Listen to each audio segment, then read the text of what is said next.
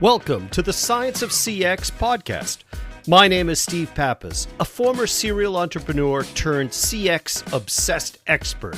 And each week we bring you an inspiring message and insight into how customer experience can catapult your business to soar, grow, and accelerate beyond what you thought was possible. We seek out experts to interview and help you on your journey to CX in the science of CX.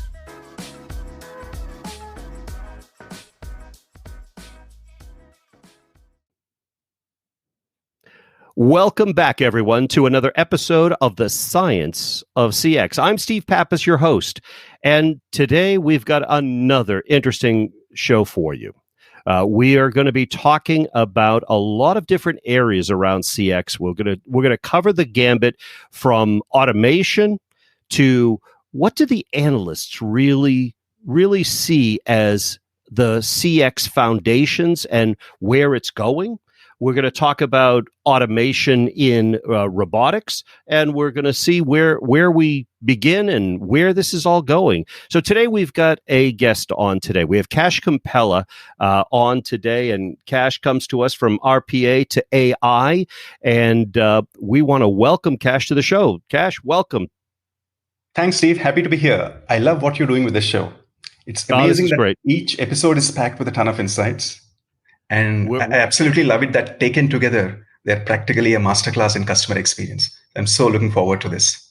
We are having fun along the way. And, as we said at the beginning, we're really trying to touch all areas of CX in this season with the experts that really can pass on great morsels of information and value for our listeners. And if they go through all episodes, they really will have an understanding of how all different parts of CX really come together. And in season 2, not to let anything out of the bag, in season 2, we're going to be talking to the biggest and some of the smallest brands that are really getting CX right. So we've got quite a few things coming, and I hope everybody will go through all of our episodes and really stick with the program because there's a lot to be learned. So maybe for our listeners, Kash, let me go through your bio a little bit so people understand exactly who you are. So Kash Kompella is the CEO of the global technology industry analyst firm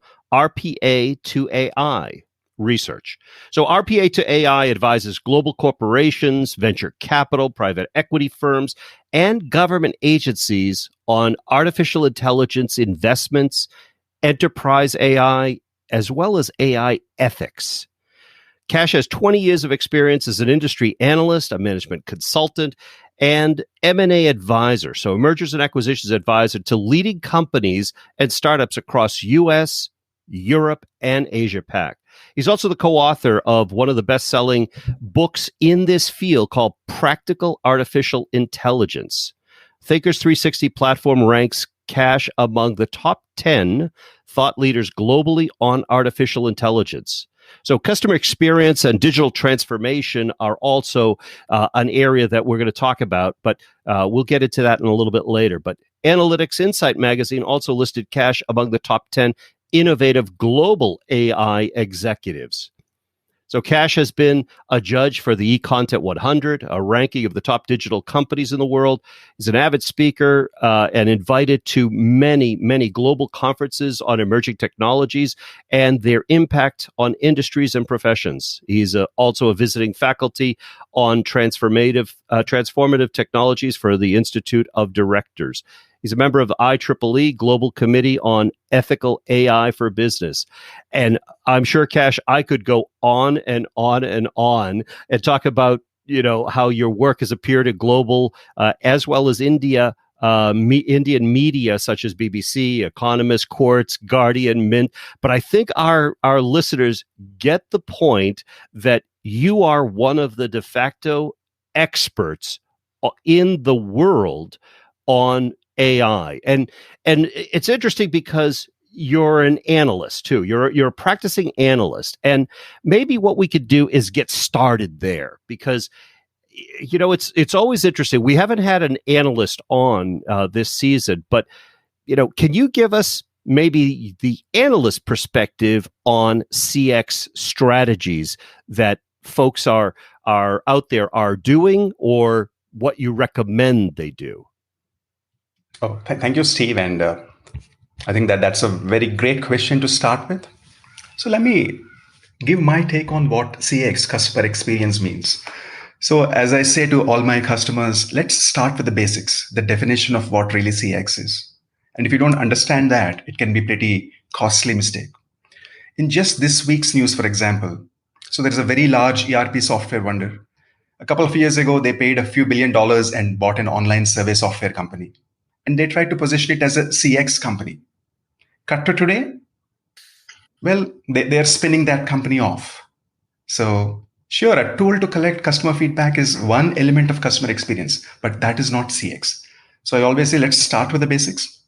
So there are a lot of terms and terminology when it comes to customer experience. We've all heard about customer support. We've heard of customer care, digital experience, DX or UX. So UX is fairly straightforward to define, which is the experience that you have when you use a product. And digital experience, when you're interacting with a company through various digital channels, that's digital experience. Customer care is slightly above these things. It's all your interactions with a particular company. Customer support, obviously, when a company, you're trying to get help from a company on a specific thing, that's customer support. So customer experience, or CX, is really the umbrella over all of these things. Sure, there are a lot of touch points and channels, but CX is that umbrella which sort of takes care of all of these things. And as an analyst, I can say I'm very happy to say that CX has become and is slowly becoming even more important for the C-suite. Its CX is strategic. Just to give you one illustration, for example, a core component of CX is customer service. That industry we all know very well. So in another news this week, Salesforce declared their first quarter results. And for the first time ever, their revenues from the Service Cloud have exceeded the revenues from the Sales Cloud. So this is, I think, a big milestone for the customer service and the customer experience industry. So when I talk to senior leadership of our customer organizations, so they are a bit grappling with a conundrum when it comes to customer experience. So in terms of business strategy, for example, everybody understands there is a cost to serve customers, there are near-term profits and long-term value. So how do you strike a harmonious balance between these three? You fiddle with any one of these levers, the other two can go out of balance.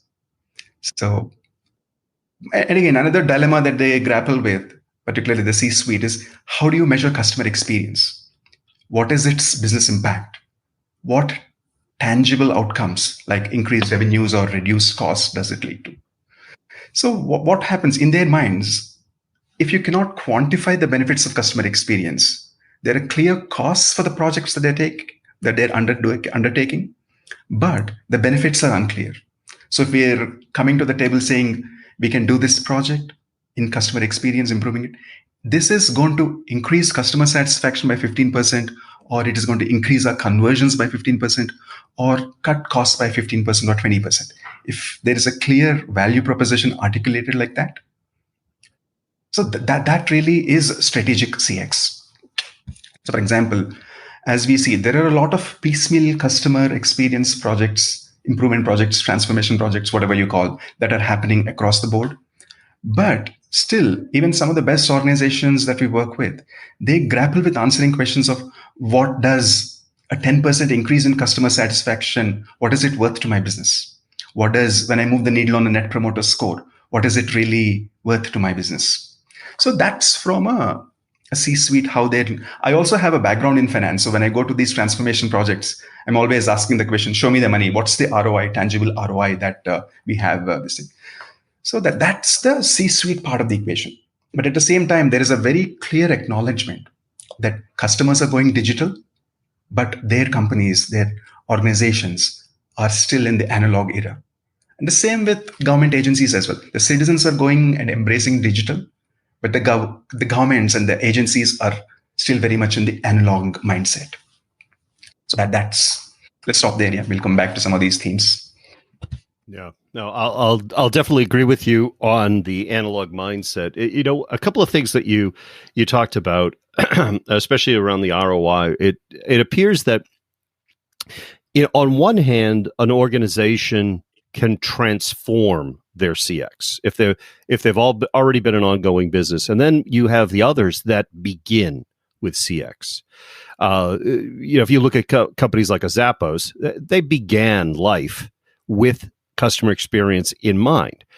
Yet many companies out there are starting to understand that CX is a transformation that they must go through. But I'm wondering, how hard is it, from an analyst perspective, how hard is it for a company to truly transform, even if a new CEO comes in and they're very customer driven? Big companies have a lot of inertia. And, how do they begin? Where do they even start? What do you recommend? That's a fantastic question. I mean, there is a lot of inertia. And you also can't turn a ship on a dime.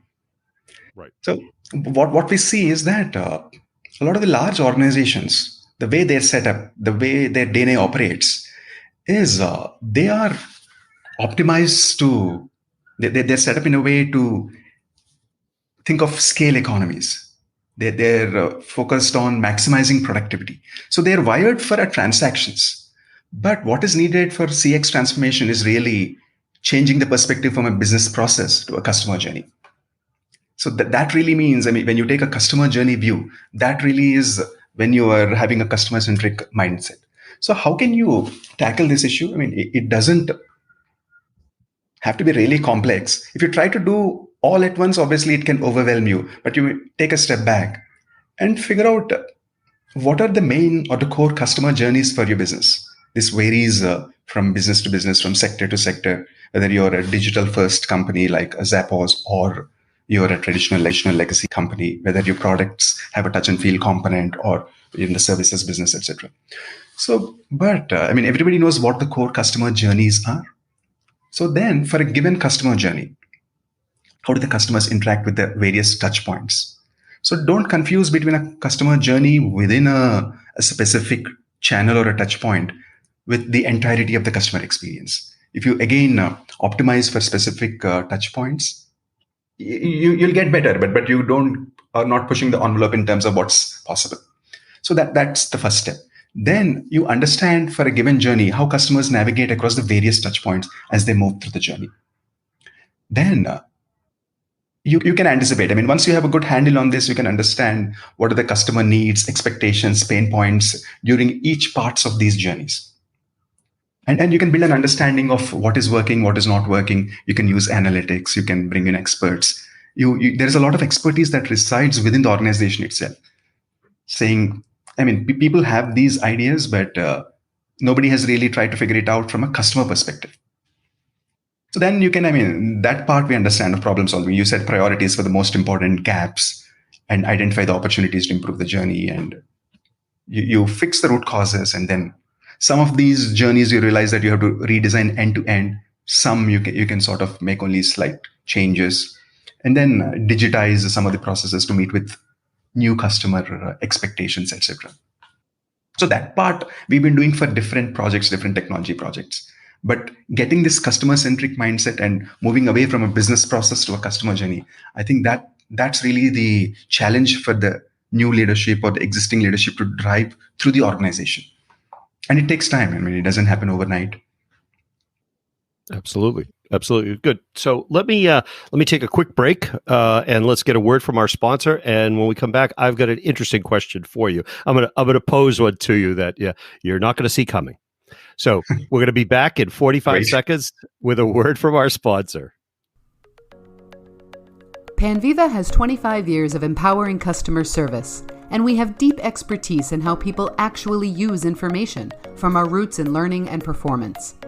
We offer accurate, consistent information on demand to every channel, most relevant knowledge at your people's exact moment of need, integrated, streamlined internal processes, systems that deliver memorable and remarkable customer experiences that boost customer attention and loyalty every time, and knowledge that extends across your entire digital landscape. To learn more, visit Panviva at www.panviva.com. And we're back. We're talking with Kash Kompella, and we're talking about all things CX. We're going to cover a lot of territory today. So, Kash, I promised you a question that you weren't going to see coming because we always do pre-calls with all of our guests, and we didn't talk about it. But as you were talking, I was thinking that one of the things that I do with companies is I always ask them to give me their mission statement and their value statement. And I look at it. And there's always things in there about their forward thinking, their ability to bring value, across to customers and stuff like that. But I've rarely seen the term "the customer's experience" in a mission statement or even a value statement, for that matter.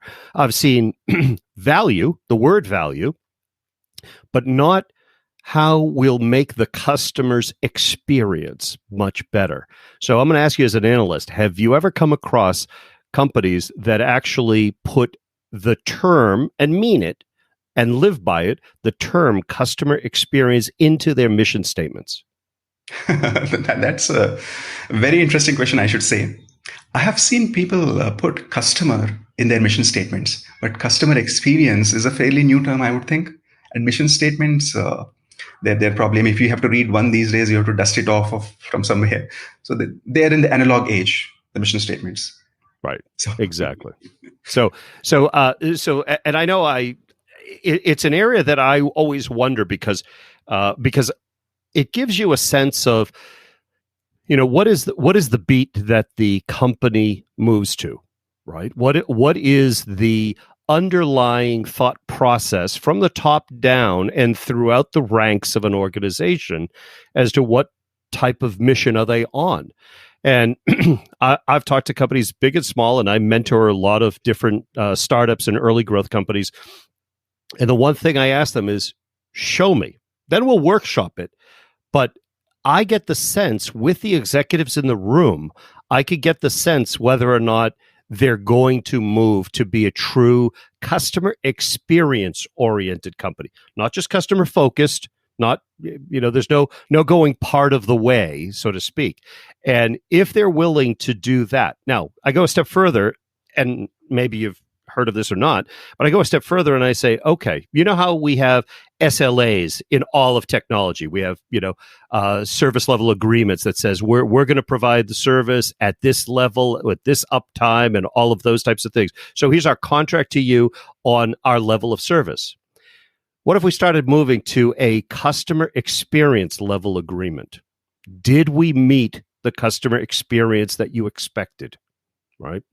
Anyway, I'm going off on a tangent, but just to think about those two things as the cultural aspect of what a company needs to transform to. They have to say it, they have to devise it, they have to believe it, and then they have to make sure from the top down, left and right, the whole organization really performs to that level, right? So, and that's something to aspire to. But let's talk about AI. Right. Let's switch gears and talk about AI in customer experience.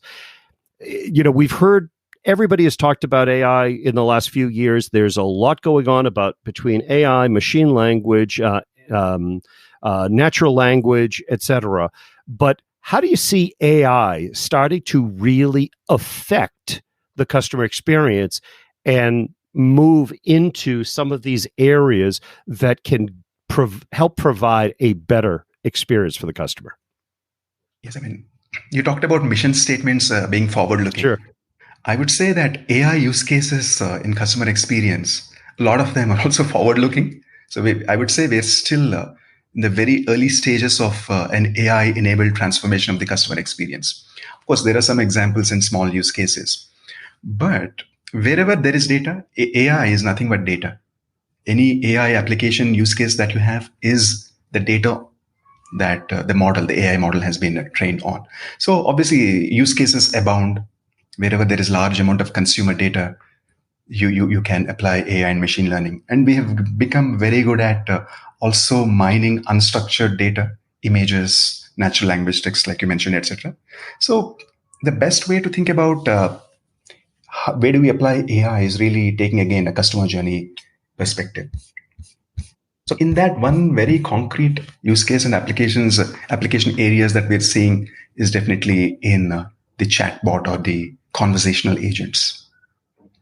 So that's quite interesting how you can apply very tangibly some of the AI and machine learning techniques and tools to model customer intent, for example. There is a conversational application. And this is also broadly automating some of the aspects of customer experience. So I'd say we advise clients to start with what really is the value to the customer if we apply AI to this specific journey or specific part of the journey. And what is the value to the business? What tangible outcomes can we get out of this thing? So if you make a plot, I mean, we love to make 2x2 plots and give it fancy names, but just say you're plotting these two dimensions. What's the customer value and what's the business value? Now, what has happened in the last few years is there is a proliferation of touch points and channels. And a lot of the times, the customer journeys, for example, if I have a question or if I have a dispute about a specific thing, I can cross channels.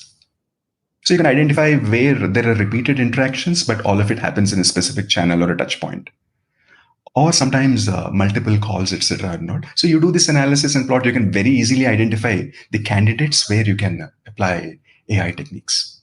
Because some of these journeys you cross channels, some of these journeys you require human assistance, but the others you can automate.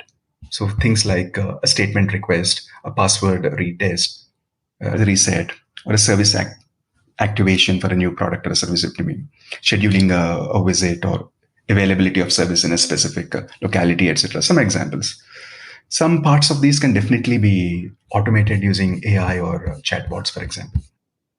But then again, this looks easier when I describe it that way, but to actually implement it is a lot of work. When a customer comes, let's say you put a chatbot and say, here is something that you can do with the chatbot. There can be very many ways of a customer asking the same questions. You want to figure out what their intent is.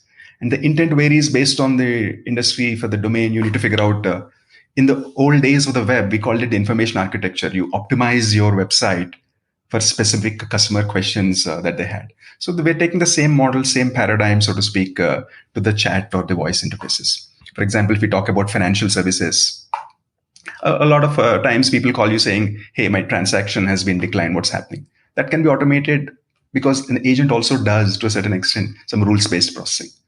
Or they'll have billing questions. If you take a different industry, say insurance, claim submissions or policy renewals, again, then these are candidates where you can apply AI. If you take an industry like telecom, for example, a lot of technical support happens. You bought a new phone, you want to activate a new pack or something. So there is a lot of domain expertise and understanding that's involved out there. In retail and e-commerce, it could be product comparison before buying. Or when somebody bought it, you want to automate the process of upsell or post-sale service, etc. So there is a lot where you can apply AI. But how do you make that happen? You need to mine the data. You have all the analytics related to what the customers are trying to do on your chat. So you take that, try to figure out the intent based on the domain. You can work with some partners. There are already certain pre-existing intent models. You plug that in and you iterate. You improve, iterate. Is it really making a difference or is it really frustrating? Because when you do this wrong, believe me, customer satisfaction is going to plummet. You'll be shocked at the scores you'll receive saying, hey, you have spent money on the chatbot and calls to the service center have increased or emails are increasing because people are irritated that I've already wasted my time. It didn't solve anything. That happens a lot. I mean, if you look back at your own experience as a consumer, there'll be instances where you've been frustrated by chatbots, right? so yeah, that's the best place to start with AI, as well as we're seeing a lot of investments, a lot of activity and projects happening in this area. That's interesting. I mean, I keep thinking that the world is an instant gratification place these days, and when these projects are started in a lot of corporations, I don't know what you're seeing from an analyst perspective, but I'm seeing that some of these digital transformation projects are probably more than a company can handle all at once. So I agree with starting somewhere small and then developing the quick win for management to buy in. But I'm wondering, do companies have the long-term vision on some of these AI projects or digital transformation in general? Do they have a long-term vision that it's not going to be an instant win, that you do have to try things, it's going to be a living, breathing type of a project? Does management understand that? Does the board understand that when they have to provide funding for some of these transformations? Do they know that there could potentially be a dip in productivity for some period of time, as you introduce any major change event too? Do they have that long-term vision right now? Yes. I mean, if you had asked me this question a couple of years ago, my answer would have been different. Okay. But there was a lot of hype and a lot of unrealistic expectations, I would say, of what digital transformation can achieve, how long it's going to take, what kind of returns can people expect to see. So, but now I think expectations are more realistic and tempered. So I haven't seen a digital transformation plan at a large organization that doesn't stretch to 3 years. Obviously, I mean, it is phased. There is wave 1, wave 2, wave 3. But if you go to a typical Fortune 500 organization, they'll have the first thing that is you'll have a report which says these are the 3 waves of digital transformation, and we're in wave 1. So there is definitely that understanding and sort of a thing. This is an iterative refinement process. We're not going to get there. And that's not because the technology is not there. Because it's never about technology. It's never about AI alone. But it's about the people. It's about the strategy. It's about the process.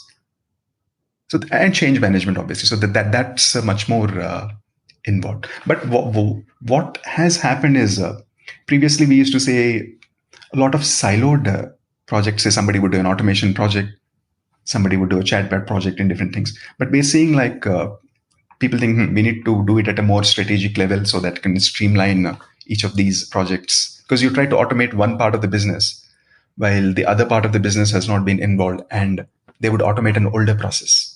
So, I mean, we work with large corporations, global corporations or organizations who have, a lot of moving parts. But in general, yes, I mean, there is a greater appreciation of what it takes to digitally transform a large organization. Interesting. And have you seen that the culture across the board in organizations is ready for the change? Or do you see resistance and pushback, which sometimes results in, internal levels of sabotage on projects too? So are they ready to change? Do they introduce these projects so that they get the majority buy into them? They're trying, but I would think there is definitely room for improvement out there. So that there is, I don't know who said it, but one of the famous writers said, progress happens funeral by funeral. Interesting. So, like that, I mean, digital transformation in organizations happens through executive departures. Right? Departure by departure, sometimes it happens. But it's quite interesting. I mean, I think you put your finger on that actual thing that's happening on the ground, saying there is a lot of resistance to change because it's... in my experience, large organizations, people run their own kingdoms and silos, and they're comfortable. They're in their comfort zone. See, I mean, we wanted to talk about AI and CX, but we're talking about actually the core problems, which is really about change management, which is really about how do you change people's mindset. And for the executives who are really driven to implement this change because they see the future, they want to go where the puck is going, not where the puck is. For them, I mean, the challenges are like, how do I reskill? How do I take my next level and their next level along with me in this transformation? Because let's face it, I mean, there is definitely a bit of uncertainty and insecurity about what's going to happen to my career, my role, etc. And not all people can successfully make that shift. Does that make sense? Does that resonate with what you've been saying? Yeah, no, it completely does. I mean, if you looked at corporations, especially here in the United States, 50, 60 years ago, everybody operated on behalf of the corporation, right? For the good of the company. They didn't think about their silo or their ownership of a little part of an empire, right? Today is much different than that because of the way companies are and the way divisions are created. Along the way, data has also fostered the idea of the silo and the ownership. And I own this, and I'm not sharing it with anyone, or I've succeeded with something, but I'm not going to help you. And it's not always because they're being negative about it, but they're looking out for themselves, their family, their part of the business. And it's it's a different world, and it takes really a top down and a bottom up approach when you're doing a level of transformation within an organization that is going to be that far reaching. And you almost have to advertise it early, and you have to get the buy-in, you have to build the hype, you have to think about how you gamify this so that the employees see the win for them and what that means to them. Unfortunately, today, a lot of employees, like if we talk about, let's talk for a second about a contact center. Contact centers, agents will see AI and maybe even robotic process automation or automation in general as, oh, they're coming for my job. They're not going to need us next year this time, right? And isn't that the fear of change, which is the basis for a lot of resistance? It's the, oh my God, I'm not going to be needed. I've spent all these years becoming expert. I have all that information in my head. What about me? Correct. I mean, this was a fear that was there, or this thing had to be addressed when people were outsourcing for. I mean, why am I going to help outsource my own job? Now you're outsourcing to a robot. You're outsourcing to a virtual bot. Still the same issue, right? So, yeah. But I think in general, there has been a lot of hype. There was a study that Oxford University professors have put out, which said that 47% of all US jobs are going to be automated by 2030. So very interestingly, since in the last 7 years or so since that study was published, the technology has advanced so much. But then pre-COVID, the unemployment rate across all the OECD nations, the rich countries, has plummeted. Single-digit unemployment rates across the US, across Australia, across Britain, across Japan. So technology and automation technology specifically has not brought in that mass technological unemployment. So that sort of, there is a better appreciation of that.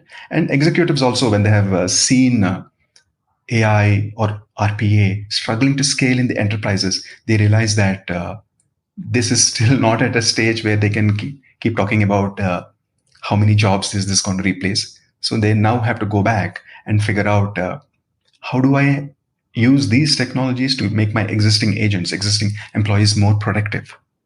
So that's really the discussions that we are beginning to have. How can we really make, not just pay lip service, but to see how can I make my employees more productive? How can I take the drudgery of some of the tasks that they have to do so that they're able to build better relationships with their customers? How do we make them more satisfied? I also believe, I used to cover the space of employee engagement a few years ago.